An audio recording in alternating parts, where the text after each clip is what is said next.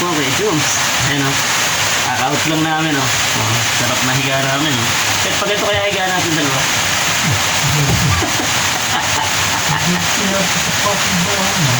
Ay, sa dulo eh. O, no?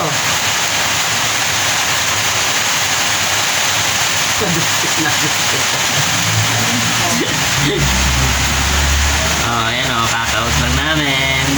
Naka 1 day na ulit kami. Ayan, tambay na ulan din. Kami dalawa sa loob, dalawa sa labas. Ayan o. Wala, di makalabas ng tindahan. Hindi tuloy kami makabili ng pangsaing. Ano si Joey sa labas na? Baka, chat ko nga. Chat mo, Pet. Yan, nandito kami sa barracks. Hindi ba sabi mo? Wala. Ano ito nga sa buko.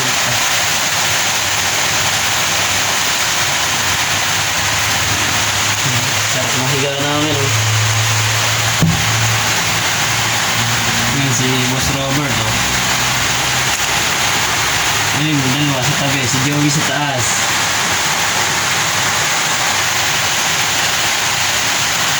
Nakawagi na ulit sa sideline namin sa Batangas.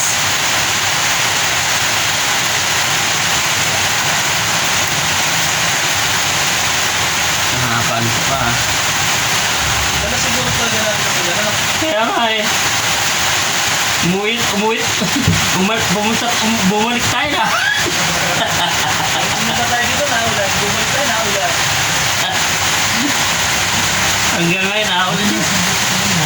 Ha? Ha? Eh, saan eh. Sige, nasa ko na yan kanina ha. Ano mo ha? Ba't ba sa dito? Ano? Hindi. Barracks trabaho na kami. Tapos, hayaan na.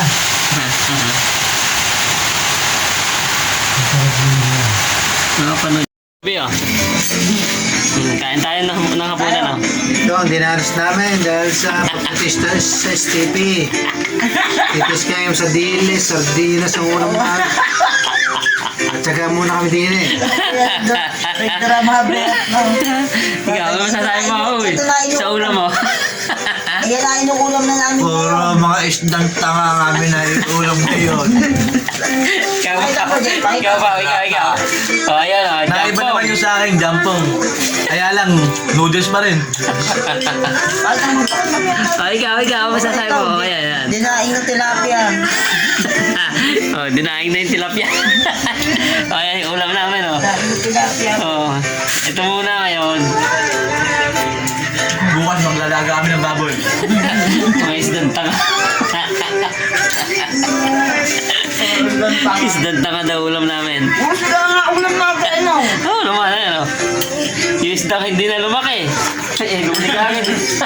Inuli na. Isdang tanga, sumunod sa lahat. Isdang tanga, sumuot sa lata.